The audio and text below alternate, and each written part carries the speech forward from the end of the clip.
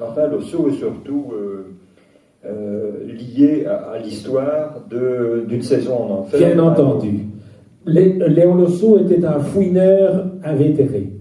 Et donc, quand je vous ai dit, un grand collectionneur, et il fouinait partout chez les bouquinistes, et à Bruxelles, chez l'éditeur Paude, il a fait la découverte en 1909 ou 10, je ne sais plus, ça doit être ça, il découvre le stock de la première édition de la saison en enfer de Rimbaud.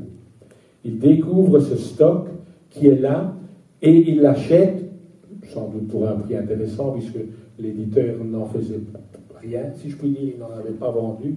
Et ce stock était toujours là. Pourquoi ? Tout simplement parce que Rimbaud n'avait jamais payé l'impression, n'avait jamais payé l'édition, et donc ça ne lui a jamais été fourni, sauf l'un ou l'autre exemplaire que l'on donne à l'auteur, disons gratuitement, et qu'il avait ainsi pu malgré tout posséder.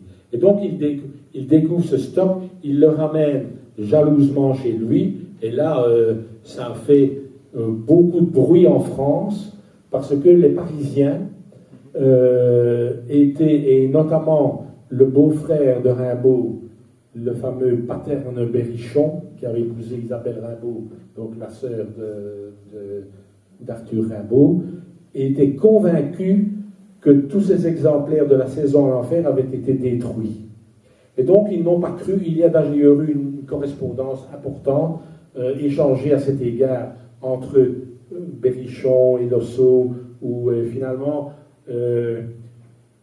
Léon Losso, et je le donne dans l'ouvrage, avait fait un texte. Oui, on l'a. Vous l'avez. Ah ben voilà, le texte tout fait, ah ben voilà, c'est ce texte-là. La lettre type pour dire qu'il n'avait plus d'exemplaires. La lettre type en disant, écoutez, ne vous tracassez pas, les exemplaires, je les ai, mais vous ne les aurez pas. Enfin, bon, c'est inutile de m'embêter avec ça. Donc, ça, c'est la lettre qu'il avait certainement tapée lui-même, disons, à l'époque.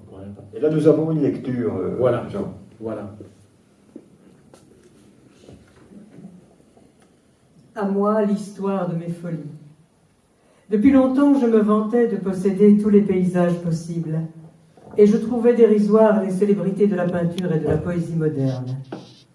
J'aimais les peintures idiotes, dessus des portes, décors, toiles de saltimbanque, enseignes, enluminures populaires, la littérature démodée, latin d'église, livres érotiques sans orthographe, romans de nos aïeuls, contes de fées, petits livres de l'enfance, opéra vieux, refrain niais, rythme naïf. Je rêvais croisades, voyages de découverte, dont on n'a pas de relation, république sans histoire, guerre de religion étouffée, révolution de mœurs, déplacement de races et de continents. Je croyais à tous les enchantements. J'inventais la couleur des voyelles. A noir, E blanc, I rouge, O bleu, U vert. Je réglais la forme et le mouvement de chaque consonne, et avec des rythmes instinctifs. Je me flattais d'inventer un verbe poétique accessible, un jour ou l'autre, à tous les sens. Je réservais la traduction. Merci Annie.